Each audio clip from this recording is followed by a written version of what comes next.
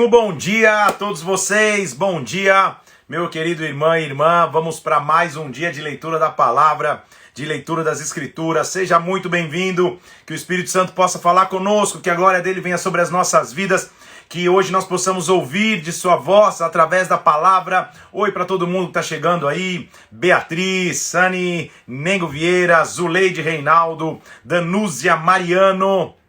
Muito bem, Nengo Vieira, tamo junto, Naidi Parente, é isso aí, Carol Descomplica, muito bem, Carol, Deus abençoe, Naldo Bernardo, Deus abençoe, Naldo, glória a Deus, Moisés e esqueci o nome, mãe, minha mãe pediu para mandar um abraço, uma pessoa que sempre assiste aqui, é Moisés e a esposa dele, não vou errar o nome, tá?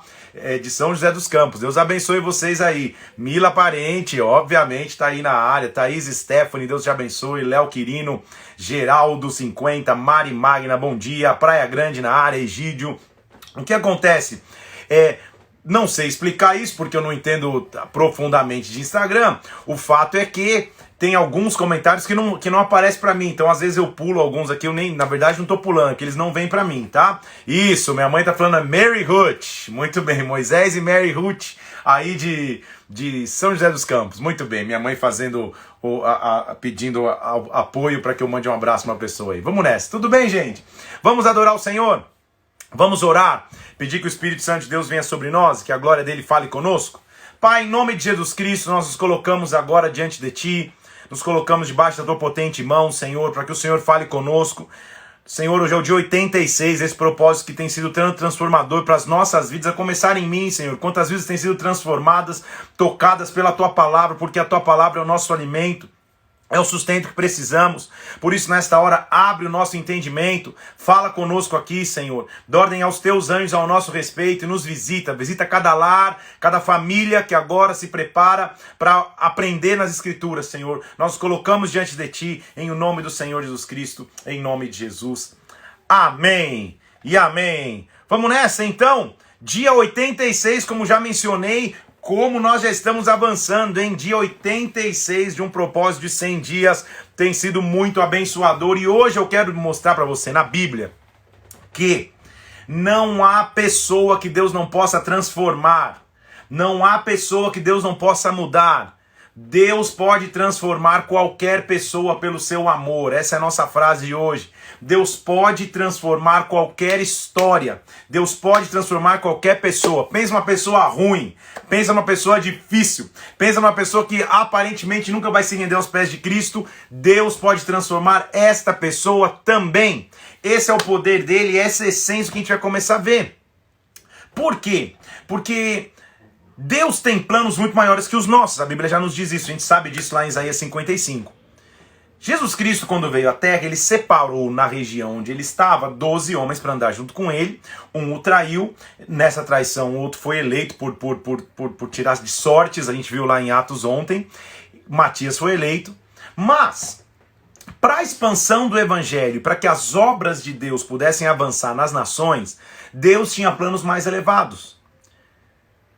Os apóstolos de Jesus Cristo eram maravilhosos, homens de Deus, homens tementes ao Senhor, porém eles não tinham essa cultura, por assim dizer, eles não tinham esse hábito e esse preparo para andar as nações como um todo. Eles saíram andando depois, mas a primeira expansão deveria ser por alguém que Deus havia separado para esse propósito. E Deus pode transformar qualquer pessoa. No final da nossa leitura ontem, no capítulo 8, no capítulo 7, no final do capítulo 7 de Atos, nós vimos a morte de Estevão. Estevão se levanta, fala diante de todos e é apedrejado. A Bíblia diz que ele viu o Filho do Homem em pé, à direita de Deus. Acontece algo importante, porque no capítulo 8, a Bíblia diz que, logo no capítulo 8, versículo 1, que Saulo consentia na sua morte. Então a Bíblia começa a introduzir na história um homem chamado Saulo, só que não de uma maneira poética ou linda não, pelo contrário, de uma maneira cruel. Esse tal de Saulo que aparece aqui, está vendo Estevão ser apedrejado e ele consente na sua morte. Consentir é quase que participar, ele só não estava com a pedra na mão, mas estava autorizando aquela situação. Então entenda comigo, quem é esse Saulo? Que Saulo é esse? Saulo era um homem crescido e nascido na região de Tarso, pai e mãe, cidadãos romanos, por isso então, consequentemente, ele era um cidadão romano, não nascido em Roma, mas cidadão romano. Estão comigo aqui? Era muito difícil e muito respeitado alguém que naquela época, naquela região, tivesse a cidadania romana, porque toda aquela região estava debaixo do jugo, debaixo da mão do Império Romano. Esse homem Saulo cresceu na raiz da lei, era um típico fariseu, ou seja, um cara analista da lei, defensor da lei, estudou aos pés de Gamaliel, mesmo Gamaliel que a gente viu ontem, que falou, gente, deixa isso aí pra lá, se não é de Deus não vai permanecer. E ele achava estar fazendo a coisa certa, mas completamente errada. Então o ímpeto que ele tinha para avançar as suas crenças estava sendo usado de maneira errada. Por quê? Porque a Bíblia diz que, inclusive, esse tal de Saulo aí, ele arrastava homens e mulheres para o cárcere. Aqueles que ele achava distantes da lei, não é que ele ia lá, batia um papo, conversava, ele levava para a prisão, ele autorizava apedrejamentos, ele deixava que morresse. Ele era quase como um terrorista contra os cristãos. E eu estou dizendo que Deus pode transformar qualquer pessoa. Atos capítulo 8, versículo 1. Vamos começar nossa leitura então. Saulo consentia na sua morte. Naquele dia, se levantou grande perseguição contra a igreja em Jerusalém. Todos, exceto os apóstolos, foram dispersos para as regiões de Judéia e Samaria. Deixa eu ler de novo. Os apóstolos permaneceram em Jerusalém, mas todos os outros discípulos que estavam ali juntos, né, os que acompanhavam os apóstolos, tiveram que fugir. Para que região? Judéia e Samaria. Lembra que o próprio Jesus falou que eles iam ser testemunhas em Judéia, Samaria, nos confins da terra? Então Deus estava usando a perseguição para que eles se espalhassem e fossem enviados para pregar o evangelho. Saulo, versículo 3, assolava a igreja, entrando nas casas, arrastando homens e mulheres e colocava-os no cárcere. Olha esse Saulo, se ele não era um cara cruel. Dá uma pausa na história de Saulo por enquanto, ele vai falar de Filipe, em Samaria. Um desses caras é Filipe, ele vai para a cidade de Samaria, anunciando Cristo, versículo 5. As multidões unânimes atendiam, vendo os sinais que Filipe fazia. Pessoas eram expulsas com espírito imundo, que saíam gritando, eram curados, e grande alegria tinha naquela cidade. Naquela cidade, inclusive, tinha um cara chamado Simão, que era um mágico. Quando ele viu que na verdade, ele vivia iludindo o povo, fazendo as suas magias e iludindo o povo. Ele mesmo, quando vê o poder de Deus na vida de Filipe, ele se entrega ao evangelho. Ele mesmo, olha só, versículo 13. O próprio Simão abraçou a fé. Ele mesmo se converteu, ele mesmo começou a andar na fé. Só que ele tinha uma raiz. Quando o mover começa a acontecer tão grande em Samaria, os líderes da igreja, que automaticamente se tornaram como os líderes Pedro e João, eles vão a Samaria para dar um help nessa cruzada evangelística que Filipe estava fazendo.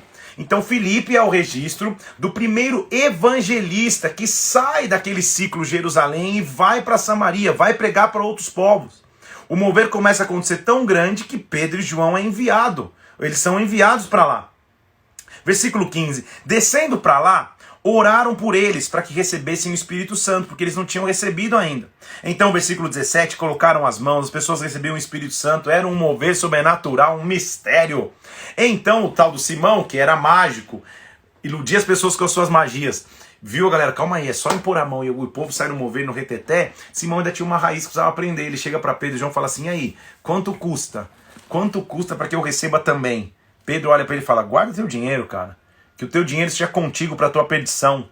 Porque você está tentando comprar o dom de Deus, versículo 20. O dom de Deus não se pode comprar. Então você não tem parte nesse ministério, teu coração não é reto diante de Deus. Ele repreende Simão e fala assim, cara, ainda roga a Deus para que pelo menos você não seja punido. Filipe continua os seus evangelismos, ele é a figura do evangelista que vai além, ele é a figura do evangelista que não ficou preso só no seu ciclo judaico, ele tá transgredindo. Pelo contrário, a Bíblia diz que um dia ele evangeliza e prega para um eunuco da etíope. Ou seja, ele não era dos judeus de Jerusalém, mas era um eunuco etíope. Muitos judeus da Etiópia o evangelho estava sendo implantado na Etiópia também. Há muitos judeus lá, inclusive. Olha lá, versículo 26. Um anjo do Senhor falou para Filipe, vai para tal lugar, tal. Lá, versículo 27, um etíope, alto oficial de Cândace, rainha dos etíopes, era superintendente de todo o seu tesouro, ele tinha vindo adorar em Jerusalém. Então os judeus tinham vindo para adoração em Jerusalém, como era típico de todo judeu. Ele está de volta, sentado no carro, lendo o profeta Isaías. Olha só o que acontece no versículo 29. O Espírito disse a Filipe, Filipe, aproxima-se do carro e acompanha-o. Eu estou falando de um cara a pé, tem que acompanhar uma carroça. Ou seja, corre. O evangelismo, ele não é feito de maneira lenta, sabe o que é? Não, ele é corre. Vamos correr, vamos agir, vamos a pé acompanhar a carroça, vamos a pé acompanhar carro em movimento. Esse é o vigor do evangelista. Tá comigo aqui? Filipe sai correndo, versículo 30. Correndo Filipe, ele escuta o cara dentro da carroça lendo o profeta Isaías. E ele correndo, batendo papo com o cara. E aí, você compreende o que você está lendo? Ele falou, como que eu vou entender se ninguém me explica? Então ele convida, sobe aqui, senta comigo na carroça. Aí Filipe senta, antes ele estava acompanhando, ele senta, aí ele começa. A passagem que o cara estava lendo, por coincidência, é Isaías 53:7, dizendo assim, foi levado como ovelha ao matadouro, como um cordeiro mudo para o seu tosqueador, ele não abriu a boca. Ele estava lendo isso sem entender. Olha o trecho que ele estava lendo. Na sua humilhação lhe negaram justiça. Quem poderá descrever essa geração? Versículo 33. Então o eunuco disse para Filipe, Filipe, me explica, cara, que é isso que o profeta está dizendo? Ele fala dele mesmo ou está falando de algum outro? Aí levantou a bola para o evangelista. Filipe diz assim, versículo 35, começando por essa passagem da escritura, anunciou-lhe a Jesus. O verdadeiro evangelismo é aquele que anuncia a Jesus Cristo. Isto é o verdadeiro evangelismo. Não importa o método, você pode estar com uma banda, você pode estar com um panfleto, você pode fazer um post, você pode fazer um vídeo. O verdadeiro evangelismo anuncia Jesus Cristo. Se não for Jesus Cristo, se o foco for o homem, não é evangelismo. Estão comigo aqui? Ele anuncia Jesus Cristo, o cara se entrega a Jesus Cristo de tal forma que a Bíblia diz que eles chegam perto de uma água e o eunuco fala para ele, cara, já tem água aqui, o que me impede de ser batizado? Ele falou, nada. Então ele batiza. Versículo 37, é lícito. Se você crê de todo o coração, e ele respondeu, eu creio, Jesus Cristo é o Filho de Deus. Então eles pararam o carro. Filipe já batizou o cara, olha como era o evangelismo. Na mesma viagem, já batizou o cara. Quando saíram da água, o Espírito Santo arrebatou Filipe, ele não viu mais o eunuco, ele foi seguindo o seu caminho cheio de júbilo. Deus, era só essa missão. Batizou, bluf, já vai para outro lugar. Filipe foi achado em outro local, Azoto, e lá evangelizava todas as cidades até chegar em Cesareia. Filipe é a figura do primeiro grande evangelista que saiu de suas fronteiras para evangelizar fora, que foi enviado para cumprir uma missão, ok? E principalmente o registro dele falar com um cara que era etíope, que era eunuco da Etiópia, ele não era nem de Israel, mas ele também foi batizado, ele também recebeu o próprio Cristo. Vai entrar com força na história, então, esse que era tão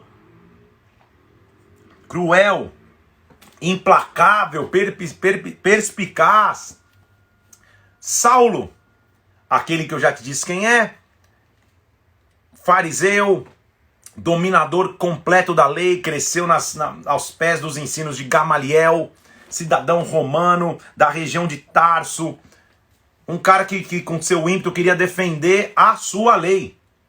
A Bíblia diz no versículo 9 que Saulo respirava ameaças de morte. Versículo 1 do capítulo 9. Saulo respirava ameaças de morte contra os discípulos do Senhor. Dirigiu-se ao sumo sacerdote, ele queria fazer tudo certinho. Falou assim, cara, me dá cartas para que eu leve lá nas sinagogas de Damasco, para que se eu achar alguns que sejam do caminho, assim que eles chamavam, aqueles que seguiam a Jesus Cristo, homens e mulheres, eu possa levá-los presos para Jerusalém.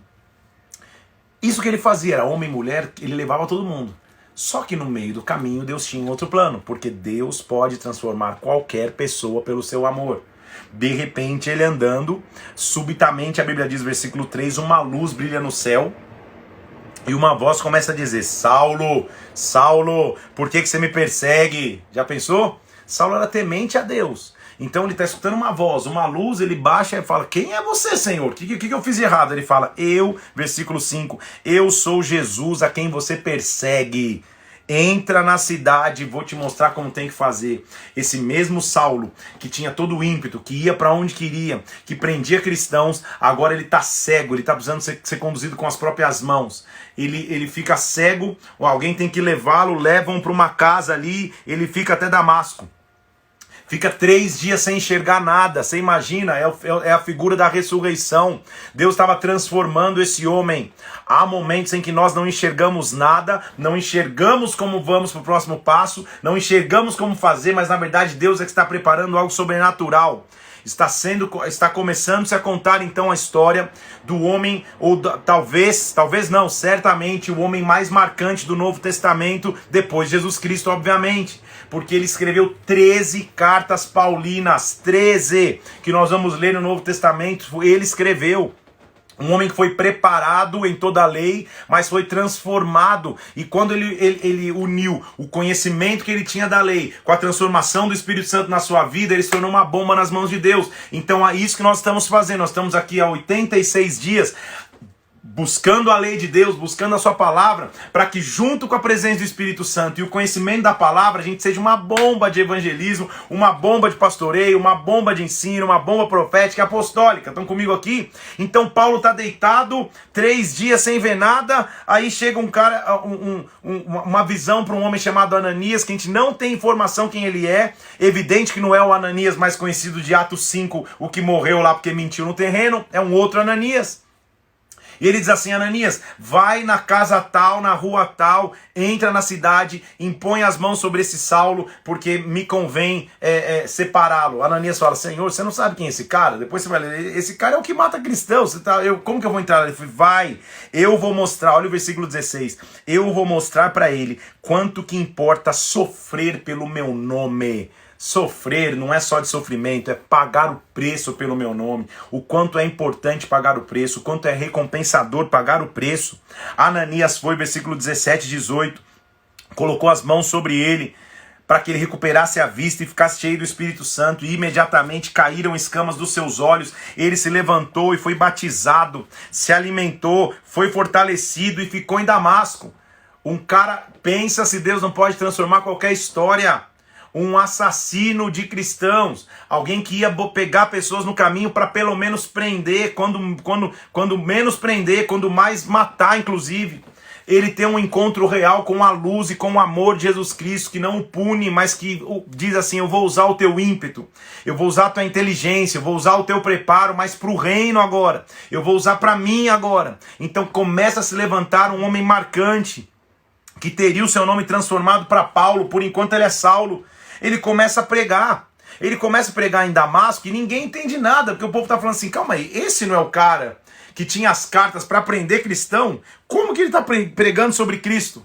Está comigo aqui? Ninguém estava entendendo nada. Versículo 21, não é esse que exterminava em Jerusalém os que invocavam o nome de Jesus? Como assim? Só que versículo 22, Saulo se fortalecia mais e mais, demonstrando que Jesus é o Cristo. É óbvio que a moeda inverteu então, e agora versículo 23, os judeus queriam tirar a vida dele. Agora o que ele era, agora ele estava sofrendo as consequências do que ele um dia fazia. O judeu raiz queria tirar a vida dele. Ele tem que fugir num cesto, no meio da noite, descendo por um muro, parecido com o que Davi teve que fugir lá atrás, lembra? Quando ele estava na casa de Mical, teve que fugir porque Saul queria pegá-lo, ele foge igual. Dentro de um cesto ele foge pelo muro. Ele chega em Jerusalém e vai procurar os discípulos. Só que ninguém queria receber, você imagina? Tá na campainha aí, é o Paulo. Meu Deus do céu, é pior que o japonês da Federal. Você lembra do japonês da Federal? Toca a campainha, como assim?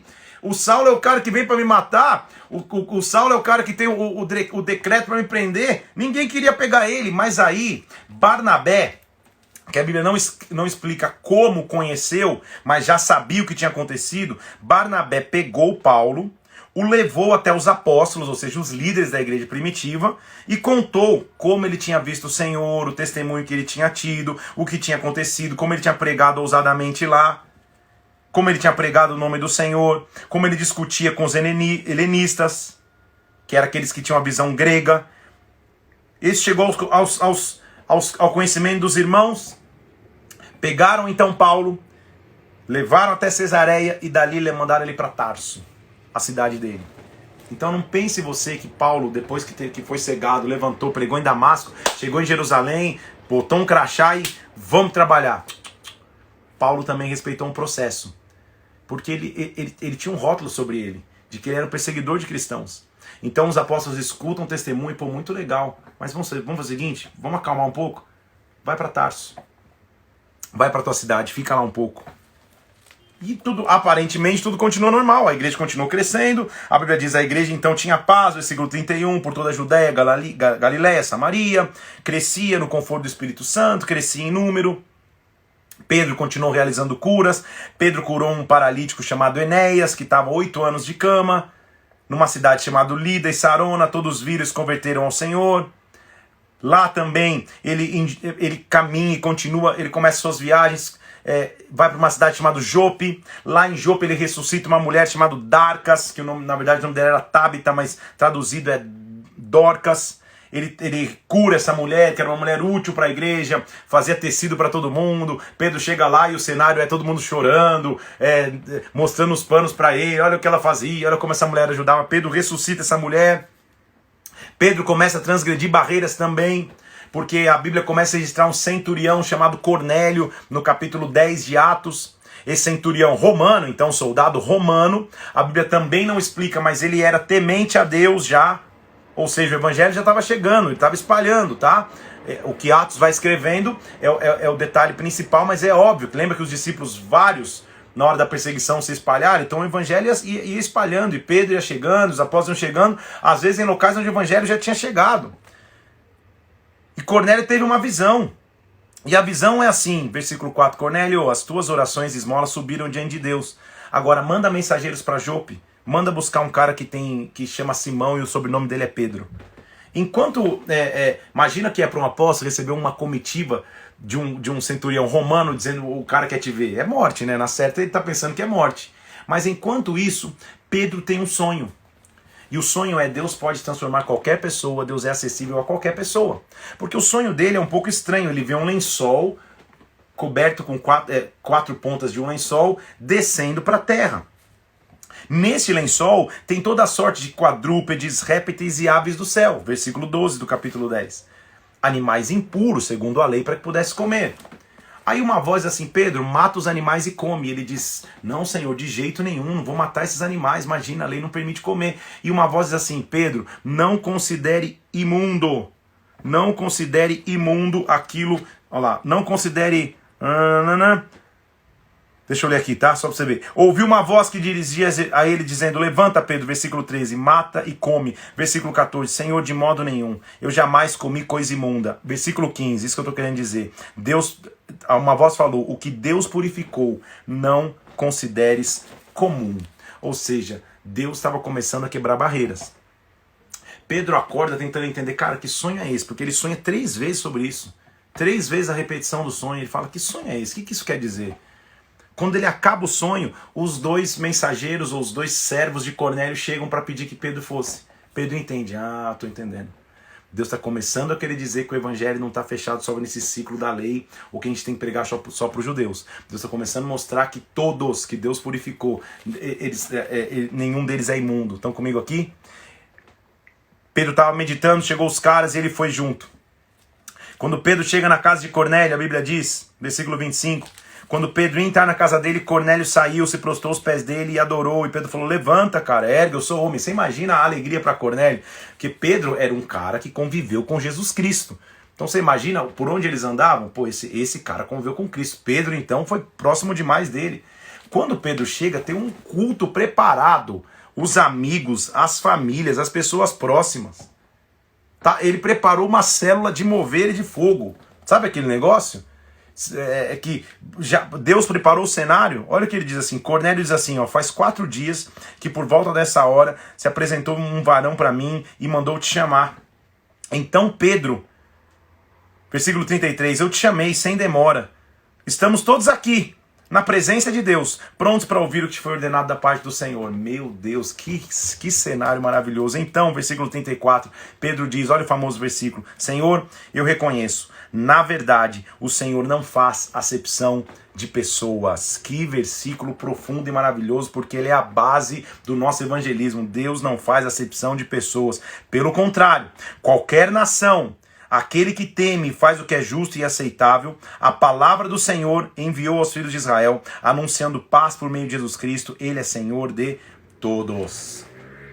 Pedro está pregando, e quando ele está pregando, de repente cai o mover sobre todo mundo. Versículo 44, Pedro começa a pregar, e quando ele ainda falava, caiu o Espírito Santo sobre todos que o ouviam.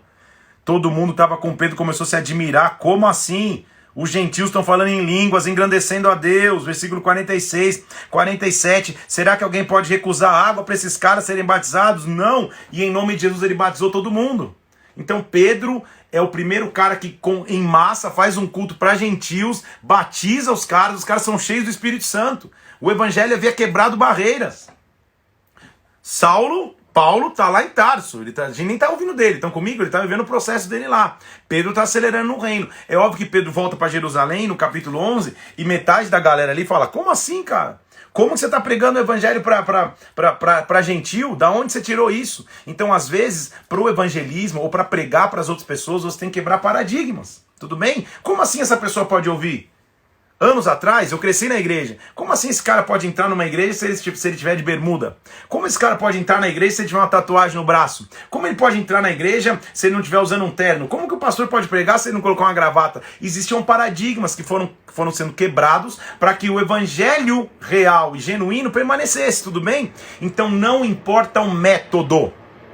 Se você permanecer no centro da palavra, use o método que Deus te der. Se a tua igreja tem parede branca, parede preta, se a tua igreja tem luz ou não tem luz, se a tua igreja todo mundo usa terno ou não usa terno, se todo mundo usa bermuda, se tem cabelo ou não tem cabelo, não importa o método, importa a essência da palavra. Isso você tem que ter no teu coração. Então Pedro volta, Pedro conversa com o povo lá, explica, e a galera entende.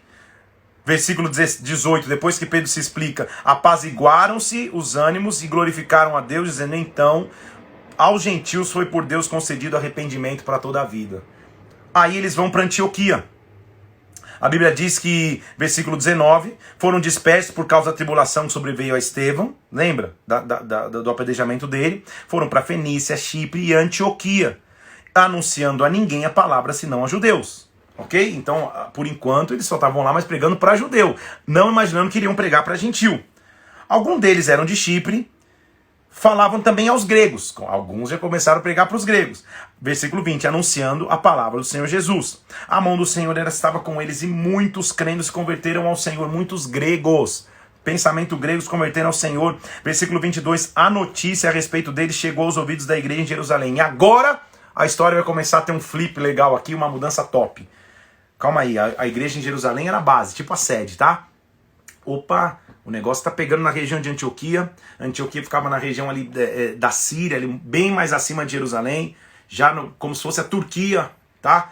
E dali se chegava na Ásia, dali se chegava para a Grécia, dali se conseguiria chegar na Itália, assim vai, dali se expandiria.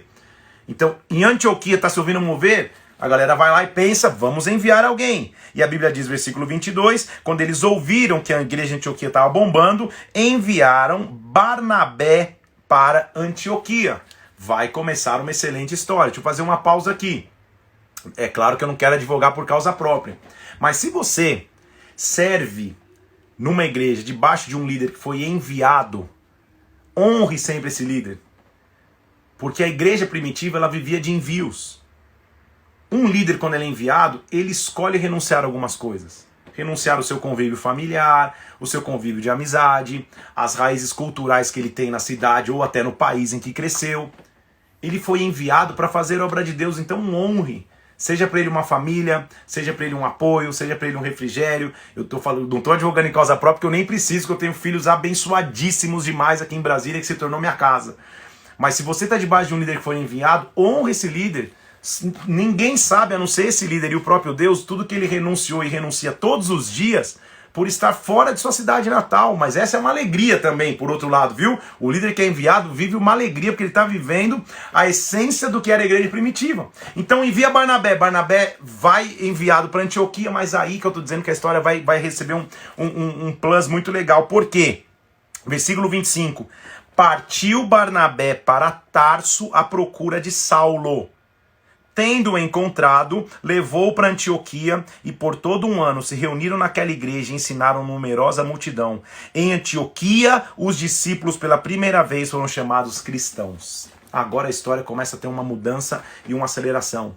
Lembra que o Saulo estava lá? Perceba que Saulo se converteu, se entregou a Cristo, mas respeitou a direção dos pais da igreja primitiva. Ele não falou, não, eu vou abrir a minha própria igreja aqui em Tarso, a igreja de Tarso, maravilhosa. Não, ele foi em Tarso e ficou esperando. Deus, uma hora vai chegar a minha hora. Uma hora vai chegar a minha hora, é legal essa frase. Uma hora vai chegar meu momento. Uma hora vai chegar a hora do Senhor agir na minha vida, ok? Uma hora Deus vai agir. Ele esperou até o momento que Barnabé foi lá e vamos. Eu estou comissionado aqui, sou autoridade delegada agora, eu vou plantar a igreja em Antioquia, vou ajudar, eu preciso da tua ajuda.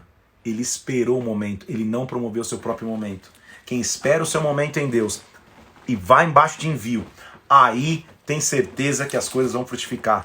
Paulo não começou seu ministério à força, não começou seu ministério se autopromovendo, ele esperou o momento que alguém foi lá e o chamou. Versículo 25, partiu Barnabé para Tarso à procura de Saulo e eles plantaram a igreja em Antioquia.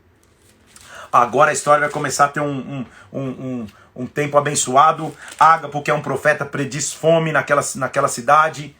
Eles enviam, inclusive, Barnabé e Saulo começam a enviar recursos e provisão para Jerusalém, abençoando a sede de onde tinham saído. Estão comigo aqui?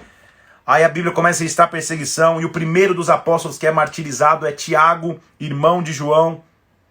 Herodes, versículo 2 do capítulo 12, faz passar a espada por Tiago. Os apóstolos são presos.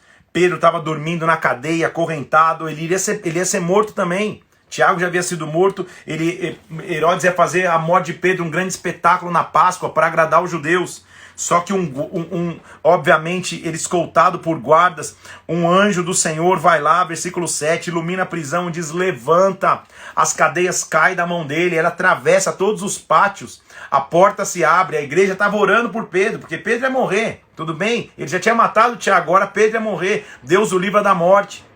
A história é tão surreal que a galera tá orando. Pedro vai lá na porta da casa e bate.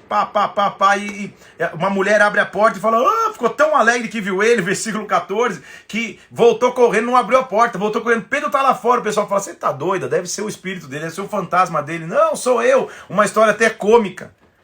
Daqui a pouco ele volta, ele entra em casa, manda todo mundo ficar quieto. A galera se alvoroça. Os soldados ficam, o que aconteceu com Pedro?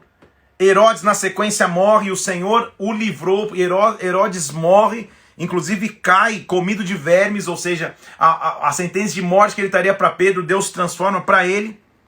Pedro então continua avançando, jejuando, orando, e aí no capítulo 13 vai começar a primeira viagem missionária de Barnabé e Saulo. Que bênção, agora nós vamos ver a sequência de 3 viagens missionárias. Isso era inédito, gente. A igreja estava sediada em Jerusalém. E o mais forte que ela tinha ido até então era Antioquia. Agora Barnabé e Saulo vão para um primeiro empreendimento missionário de viagem. Não tem avião, eles têm que sair pegando barco, andando por estradas, tudo para que o evangelho pudesse ser pregado. No plano perfeito de Deus, não haveria homem melhor preparado do que Saulo, do que o apóstolo Paulo, porque ele já era da região de Tarso ali, de nascimento, ele tinha o conhecimento da lei, ele tinha o conhecimento de cultura, ele sabia como se postar em cada povo, então Deus tinha um plano certo para Paulo. Perceba que não foi Pedro que foi. Pedro foi muito eficaz e efetivo naquilo que ele estava fazendo ali na região de Jerusalém. Mas não era ele que nesse primeiro momento deveria ir para as nações. Então Deus sempre tem um plano certo para tudo. Deus pode transformar qualquer pessoa. Então a primeira viagem missionária acontece. Havia, versículo 1 do capítulo 13, na igreja de Antioquia, profetas, mestres. Barnabé, Níger, Lúcio, assim vai. Servindo eles o Senhor jejuando, o Espírito Santo diz, porque a base do envio sempre é o Espírito Santo. Versículo 2. Separai-me agora Barnabé e Saulo para a obra que eu tenho chamado. Eles jejuando e orando, impuseram as mãos e os despediram. E saíram eles lá. Enviados pelo Espírito Santo, desceram a Seleucia e dali navegaram até Chipre. Chegando a Salamina, anunciaram a palavra e agora ele começa a mostrar toda a sequência. eles ensinavam a palavra nas sinagogas judaicas. E um companheiro de viagem era João, auxiliar. Esse João é João Marcos, o que escreveu o Evangelho de Marcos, só para você entender.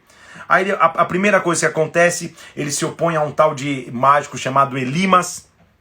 O procônsul Sérgio Paulo, que era tipo um governador daquela região, se converte. Ele confronta esse espírito de magia. A viagem vai continuar. Inexplicavelmente, João Marcos volta para Jerusalém, pede para sair. Isso lá na frente vai ser até motivo meio que de treta de Paulo e Barnabé. Paulo começa a dar testemunho em Antioquia. Paulo chega, faz sinal com as mãos e explica desde o começo. Por quê? Porque ele está em Antioquia com pessoas que sabiam da lei, e ele explica do seu preparo, ele explica a história inteira, desde quando a tribo de Benjamim pediu um rei, o Senhor levantou Saul, mas depois levantou Davi. Ele explica a história toda, só para pregar Jesus Cristo. Só para pregar. É tão forte a palavra dele, né, em Antioquia, que a galera fala, volta no sábado seguinte. Pô, a gente quer reunir mais gente. No sábado seguinte tem uma multidão. Só que isso traz ciúmes nos judeus. Os judeus falam, como assim, cara? Muitos judeus seguiam Paulo e Barnabé e... Já estou no versículo 43, tá, do capítulo 13. E eram persuadidos a perseverar na graça de Deus. Mas, no sábado seguinte, como a multidão veio, os judeus viram, versículo 45, e ficaram com inveja. Então, Paulo e Barnabé entenderam. Calma aí. Já que vocês não querem ouvir a palavra, chegou a hora dos gentios, versículo 47. Chegou a hora, eu te constituí luz para os gentios, a fim de que sejas para a salvação até os confins da terra. Então os gentios começaram a se alegrar, creram nas palavras de Deus. Versículo 49, a palavra de Deus se divulgava em toda a região. Paulo e Barnabé começaram a ser perseguidos pelos próprios judeus e foram expulsos desse território, e eles continuam andando. Então aqui, ó, só para você entender, na internet, talvez no final da tua Bíblia aí, se você tem uma Bíblia de estudo, já vai ter um mapa ali do esqueminha das viagens missionárias de Paulo. Não dá para eu te mostrar aqui, só quero que você tenha uma ideia, tá? Para você entender como ele foi um pioneirésimo. Por quê? Vamos lá, ó. Jerusalém tá aqui embaixo, ó. Tá vendo aqui comigo? Jerusalém.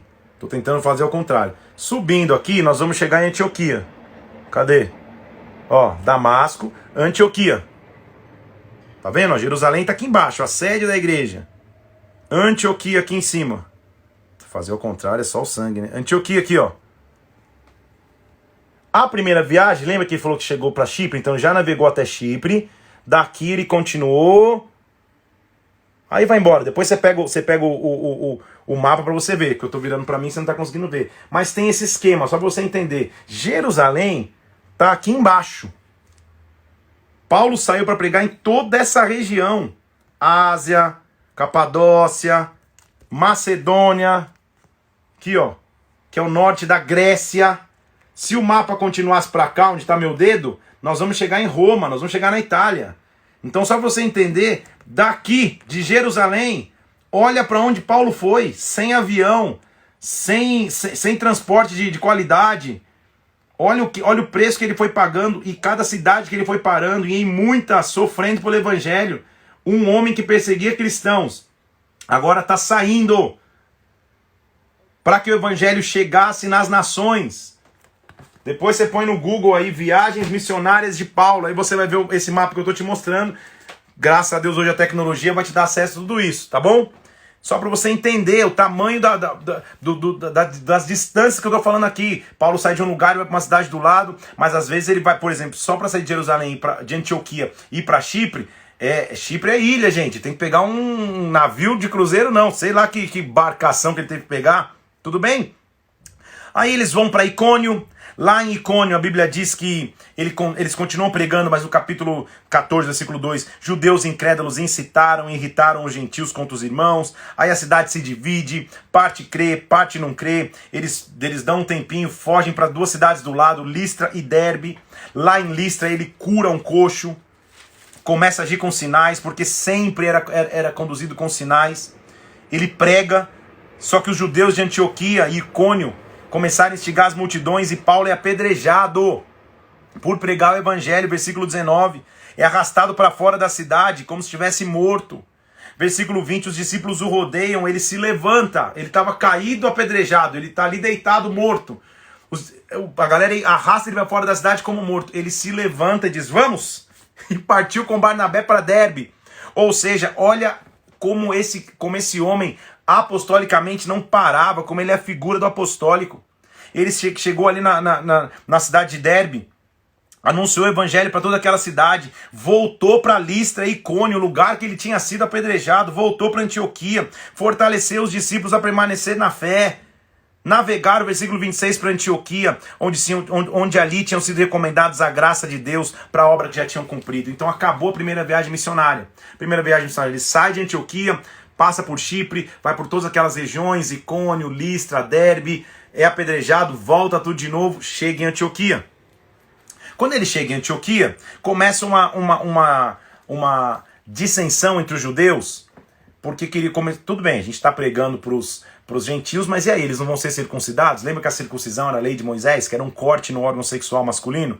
Aí a Bíblia diz no versículo 2 que da parte de Paulo e Barnabé, houve não pequena discussão com eles, começou uma treta. Então o que eles vieram fazer? Vamos levar a causa para Jerusalém. Versículo 4, levaram para Jerusalém, foram bem recebidos na igreja pelos apóstolos, presbíteros, e aí a galera começou a falar, e aí? Os apóstolos se reúnem, porque a igreja tinha uma estrutura, tudo bem? Os apóstolos se reúnem a partir do versículo 6 e começam a discutir, e aí, gente? Tem que circuncidar ou não tem? Uma coisa é você evangelizar um gentio, um grego, um cara da região da Antioquia, um cara que não é judeu, e ele aceitar Cristo, e por que agora ele vai ter que fazer circuncisão? Onde foi que Cristo pediu a circuncisão? É isso que eles estão tentando discutir. Aí ele diz assim, versículo 7, houve grande debate, Pedro tomou a palavra, era um líder, e disse, irmãos, vocês sabem que Deus há muito me escolheu dentre vós, por meu intermédio o evangelho foi pregado para os gentios. Lembra que começou comigo, ele está falando? Ora, Deus que conhece os corações, lhes deu testemunho, concedendo o Espírito Santo, a eles como também a nós concedera. E não estabeleceu distinção alguma entre nós e eles, purificando-lhes pela fé o coração. Cremos, versículo 11, que somos salvos pela graça do Senhor Jesus, como também aqueles o foram. A multidão ficou em silêncio, ouviu a Barnabé e Paulo contando, gente, vocês não têm noção os milagres, os prodígios, as maravilhas, vocês estão preocupados com a circuncisão, deixa eu contar os milagres que aconteceram, eles começam a falar. Eles terminaram, Tiago, não irmão de João, lembra que tinha o Tiago, filho de Alfeu, o outro Tiago se levanta e diz, irmãos, prestem atenção, Simão expôs como visitou os gentios, assim está escrito, quando ele cumpriu essas coisas, ele reedificaria o tabernáculo de Davi, lembre comigo, ele está citando Amós capítulo 9, eu ia restaurar as ruínas, eles começam a discutir, até que eles decidem então, vamos tomar uma decisão, a decisão a questão não é a circuncisão, a decisão é, versículo 20, se abstenham das contaminações dos ídolos, das relações sexuais ilícitas, das carnes e animais focados e do sangue, eles ainda preservam isso, e aí eles mandam, é isso, então vamos mandar cartas para Antioquia, vamos mandar essa decisão para lá, manda junto com Barnabé e Paulo, a partir do versículo 22, para que a igreja de Antioquia acalme a discussão. Não vamos ficar pensando na circuncisão ou não. Ele chega em Antioquia, leem a mensagem. Versículo... quero só te mostrar um negócio importante, tá? Estou pulando aqui alguns textos, mas é importante. Na hora de mandar essa carta, eles mandam, junto com Paulo e Barnabé, mais uma dupla, eles enviam para Antioquia para ajudar lá. Judas e Silas. Tudo bem? E aí eles vão... Judas e Silas vão junto, versículo 32, Judas e Silas eram profetas, consolaram os irmãos com muitos conselhos e os fortaleceram. Silas achou bem ficar por ali, continuar sua obra na igreja de Antioquia. Paulo e Barnabé ficaram bastante tempo em Antioquia, ensinando, pregando a palavra do Senhor. E aí Paulo vai sair para sua segunda viagem missionária, que você vai ver no mapa também. Da primeira vez, só para tentar te situar geograficamente, ele sai de Antioquia, desce pelo mar ali, para em Chipre, e aí sobe naquela região. Agora, dessa vez, ao invés de ir por baixo, por Chipre, ele vai para mais ou menos os mesmos locais, mas por cima. Ele passa por Pátimos e sobe a região. Ele vai por terra, só para te explicar, tá? A segunda viagem missionária, e aí Paulo e Barnabé vão separar. Porque justamente porque eles vão brigar, entre aspas, porque Barnabé queria levar João Marcos de novo. E Paulo fala, cara, mas ele pipocou. No meio da viagem ele quis voltar para Jerusalém, então houve uma dissensão entre eles. Barnabé então viaja com João Marcos e Paulo viaja com Silas. A famosa dupla Paulo e Silas. Olha lá, versículo 36. Paulo e Barnabé diz, vamos voltar para visitar os irmãos das cidades que nós já passamos, só que eles vão fazer por outro caminho. Barnabé queria levar também a João, chamado Marcos. Paulo não achava justo, porque ele tinha deixado eles para trás. Então houve desavença entre eles, Barnabé levou Marcos e Paulo escolheu Silas e lá foram eles. Eles começam a viajar e quando eles chegam em Derbe e Listra, eles encontram um discípulo chamado Timóteo. Vai entrar Timóteo na história. Timóteo era filho de uma judia crente e o pai dele era grego. Então ele já mostra essa mistura que havia na região. Timóteo dava bom testemunho aos irmãos em Listras, então Paulo falou, vamos conosco. Paulo, para que não houvesse distensão entre os judeus, circuncida Timóteo, para que os judeus também o recebessem e o aceitassem. E vamos embora, porque o pessoal sabia que o pai dele era grego e vamos pregar o evangelho. Paulo passa por a região de Troade, e lá em Troade ele tem um sonho, porque ele sempre é conduzido pelo Espírito Santo. E lá em sonho, porque na primeira vez ele tinha ido até um limite, tudo bem? No sonho ele sonha com um cara na Macedônia, ou seja, lá no norte da Grécia, já falando assim, vem para Macedônia. É como se Deus estivesse dizendo, Paulo, vai mais um pouco além. Vamos dar um exemplo, é como se ele falasse assim, o cara viajou até o Rio de Janeiro, e ele sonha com o cara, não é até o Rio, vai até o Ceará. Um exemplo. É isso mais ou menos. Então Paulo fala, cara, e a gente tem que ir até a Macedônia. Versículo 9. Eu sonhei com alguém dizendo, passa a Macedônia. Então ele concluiu que Deus nos havia chamado para anunciar o evangelho. Paulo começa a viajar, chega numa cidade chamada em Filipos, cidade da Macedônia, uma grande cidade de referência na Macedônia. Lá em Filipos, ele começa a pregar, sai, prega as mulheres, prega para todo mundo, e ali havia uma mulher chamada Lídia, que era da cidade de Tiatira, vendedora de púrpura, uma comerciante, era temente a Deus. O Senhor abriu o coração, ela começou a entender o que Paulo dizia. Ela foi batizada, toda ela e a sua casa. Uma mulher adivinhadora começa é curada, uma menina que ficava perto de Paulo o tempo inteiro, falando, ó, servo do Altíssimo, só que ela agia debaixo de um poder de magia. Percebe que já teve Simão o mágico, Elimas o mágico, agora essa menina aqui, porque a magia, ou esse encantamento, esse feitiço, era típico daquelas regiões, dos helenistas, dos gregos, das pessoas que viviam nessa questão mitológica da coisa. Estão comigo? Paulo vai lá e repreende, expulsa o espírito de adivinhação dessa menina, só que tem um problema. Essa menina gerava lucro para os seus donos, para os seus senhores. Sei lá, a galera comercializava as adivinhações que ela fazia. Então, sabe o que acontece? Paulo e Silas são presos. A galera que acabou o lucro prendem Paulo e Silas, os jogam na prisão, dão muitos açoites, eles ficam presos. Esse é um texto famoso. Porque eles estão presos ali, entregues para morrer, e a Bíblia diz que à meia-noite, Paulo e Silas estavam orando e cantando na prisão. Versículo 25. Pensa comigo, se é fácil a viagem. Não é que Paulo chegava e ficava nos hotéis 5 estrelas. Gente, Paulo pregava para ser apedrejado. Paulo pregava ou expulsava demônio da menina, ia para a prisão cheio de açoite. E mesmo assim lá estava ele cantando, adorando. Versículo 25, louvando o Senhor junto com seus companheiros. Veio um terremoto tão grande, versículo 26, que sacudiu o alicerce da prisão e caiu a cadeia de todo mundo. Só que Paulo não fugiu da cadeia. Ele continuou na cadeia. O carcereiro chega ali e fala, meu Deus, eu vou me matar. Paulo fala, fica aí, calma, não se mata não, a gente está aqui. Paulo é até tratado por esse carcereiro. O carcereiro leva para casa. O carcereiro passa olhinho nas feridas dele. A família inteira do carcereiro se converte, porque Paulo sabia esperar tempos. Paulo tinha aprendido a esperar processos. A prisão abriu, mas se Deus mandou sair, eu não vou sair. Que quem vai sofrer é o carcereiro, ele traz salvação. Olha que versículo famoso. O carcereiro diz assim, Senhor, o que eu tenho que fazer para ser salvo? Versículo 30 do capítulo 16. Olha que versículo famoso. Paulo responde para o carcereiro, crê no Senhor Jesus, será salvo tu e a tua casa. Essa pode ser uma frase também, né, Maurão? Crê no Senhor Jesus e será salvo tu e a tua casa. No dia seguinte, chega um decreto ou chega uma ordenança que eles deveriam ser livres. Então, Paulo não precisou fugir. Todo o terremoto na cadeia e a quebra de guilhões na cadeia foi para que o carcereiro se salvasse com a sua família, não para que Paulo fugisse. Estão comigo aqui? Paulo continuou preso, o carcereiro ali, no dia seguinte Paulo recebe a comunicação, vocês vão ser livres. Só que Paulo era tão ousado que Paulo não falou, obrigado gente, obrigado, vocês me libertaram. Paulo pelo contrário, ei, calma aí, como assim vocês estão mandando mensagem que eu fui livre, versículo 37?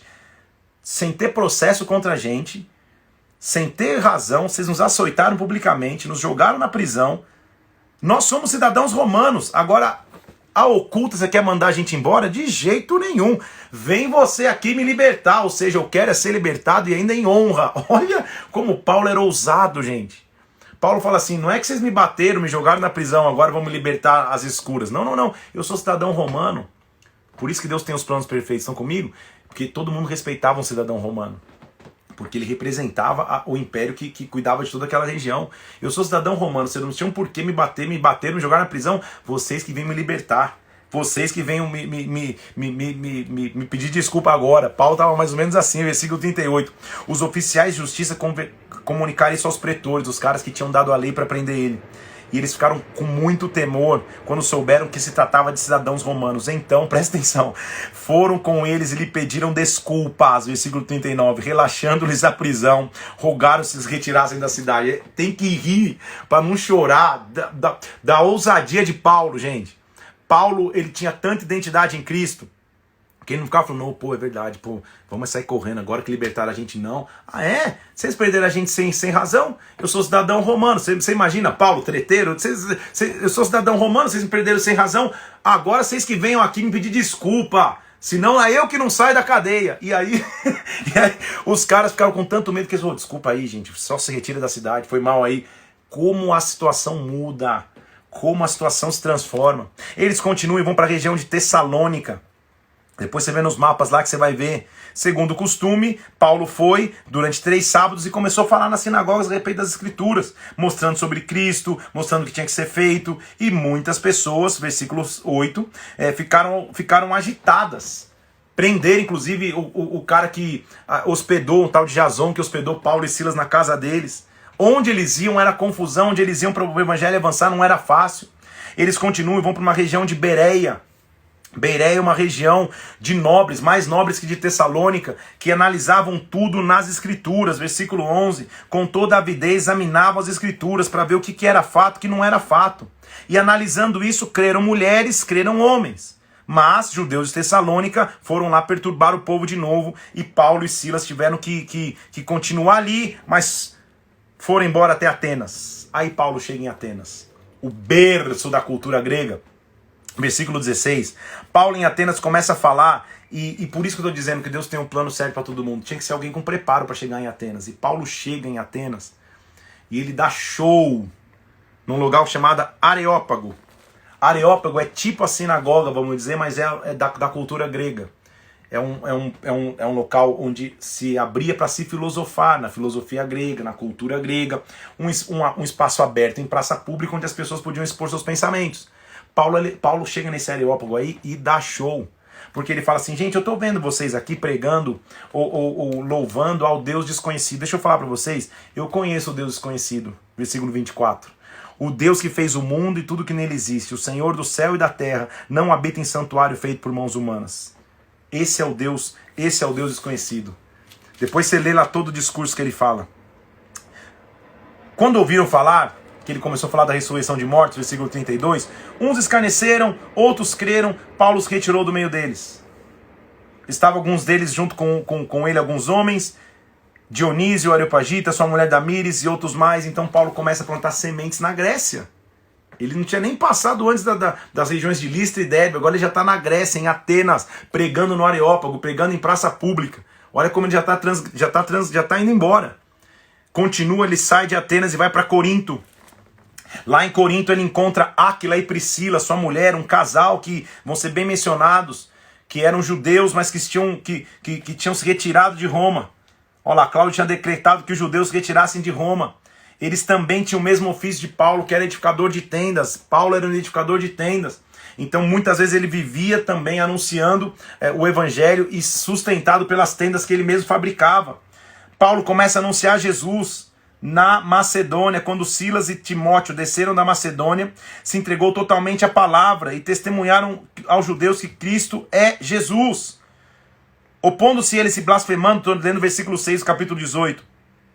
Paulo falou, eu estou limpo desse local agora, eu vou para os gentios. E aí Paulo continua, tem uma visão à noite que diz assim para ele, versículo 9, Paulo, não temas, pelo contrário, fala e não te cales.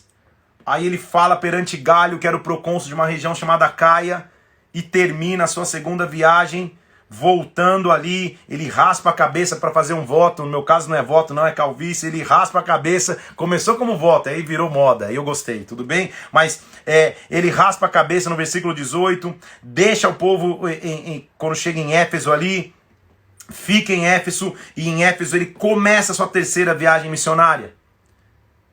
Lá em Éfeso, capítulo 19, ele começa a pregar. Estando Apolo em Corinto, Paulo passou pelas regiões e chegou a Éfeso. E em Éfeso ele começa a pregar. Só que ele já chega mostrando qual era a base do seu ministério. Versículo 2, ele diz assim: vocês já receberam o Espírito Santo aqui em Éfeso? A galera falou: não, quem que é? Nem ouviu falar. Então vem cá receber. Ele já ora por todo mundo. A galera é cheia do Espírito Santo. Paulo se envolve numa escola chamada Escola de Tirano, que era uma escola numa sinagoga, que a galera discutia a lei. E Paulo se envolve e fica lá por 3 meses, só ouvindo. Mas daqui a pouco ele começa a pregar. E Deus, por sua mão, começa a fazer milagres. Paulo é o símbolo da ousadia, gente. Paulo é o símbolo da ousadia. Paulo envia a Macedônia Timóteo e Erasto. Ele começa a enviar dali. Depois você lê comigo. Paulo resolveu no seu espírito ir a Jerusalém, passando pela Macedônia e a Caia. E diz assim: depois de estar ali, me importa ver também Roma. Que maravilha. Então Paulo agora, ele viajou para toda aquela região. E agora está começando a assistir de Deus. Deus, é hora de voltar para a base, para Jerusalém, porque eu acho que a minha missão é maior, eu preciso ir para Roma. Só que perceba então comigo que Paulo, ele sempre foi um cara defensor da lei em Jerusalém, e ele nunca até então tinha feito um ministério bem sucedido em Jerusalém. Seu ministério era de Antioquia para as nações. Jerusalém, ele pouco passava tempo, só ia lá quando tinha essas reuniões para discutir a lei. Tudo bem? A gente não vê Paulo exercendo ministério em Jerusalém. Voltar para Jerusalém, tendo a história que ele havia tido em Jerusalém, é quase que uma sentença de morte. Porque ele ia realmente ser perseguido, mas ele começa a sentir: cara, é hora de voltar, deixar vocês aqui e voltar. E ele começa a fazer esse caminho de volta. Capítulo 20, então, começa a mostrar o retorno da sua terceira viagem missionária. Então, ele visita a Macedônia, visita a Grécia, ele acaba com um tumulto ali da galera querendo pregar para Diana, rainha dos Efésios. Depois você lê lá, no capítulo 19, a partir do versículo 23. Ele passa por Troade de volta, e um grande momento maravilhoso desse último capítulo que a gente está lendo aqui é a despedida de Paulo para as pessoas em Éfeso. Ele diz assim, ó, versículo 22 do capítulo 20. Estou constrangido em meu espírito, vou para Jerusalém, não sabendo o que ali me acontecerá, senão que o Espírito Santo, de cidade em cidade, me assegura que me esperam cadeias e tribulações. Olha como Paulo está indo, gente. Olha como ele está voltando para Jerusalém. Gente, eu estou indo. Eu não sei o que vai acontecer. Uma certeza eu tenho. Vai ter muita cadeia, vai ter muita tribulação. Mas Paulo desistiu? Não. Porque em nada considero a vida preciosa para mim, contanto que complete a minha carreira e o ministério que eu recebi do Senhor Jesus para testemunhar o evangelho da graça de Deus. Vocês estão comigo aqui? Que geração abençoada, gente. Que apóstolo abençoado. Para mim, a minha vida não é preciosa. Eu quero é completar a minha carreira. Eu quero é cumprir o meu ministério. É isso que eu quero. E olha o que ele fala para o pessoal de Éfeso. Agora eu sei que todos vós, eu passei a vocês pregando durante todo o tempo. Agora vocês não vão ver mais o meu rosto. Portanto, eu digo para vocês no dia de hoje, eu estou limpo do sangue de todos. Por quê? Porque eu jamais deixei de anunciar os desígnios de Deus. Está comigo aqui?